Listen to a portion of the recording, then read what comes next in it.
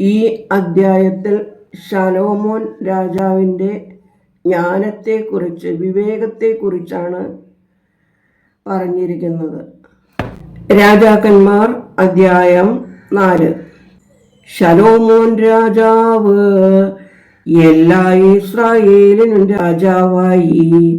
അവനുണ്ടായിരുന്ന പ്രധാനികൾ ആരെന്നാൽ, സാദോക്കിന്റെ മകൻ അസര്യ പുരോഹിതൻ, ശീശയുടെ പുത്രന്മാരായ എലീഹോരേഫും അഹീയായും എഴുത്തുകാർ, അഹീലൂദിന്റെ മകൻ യഹോശാഫാത്ത് മന്ത്രി, യഹോയാദയുടെ മകൻ ബെനായ സേനാധിപതി, സാദോക്കും അബ്യാഥാരും പുരോഹിതന്മാർ, നാഥാന്റെ മകനായ അസര്യ ഗ്രഹവിചാരകരുടെ മേലാധികാരി,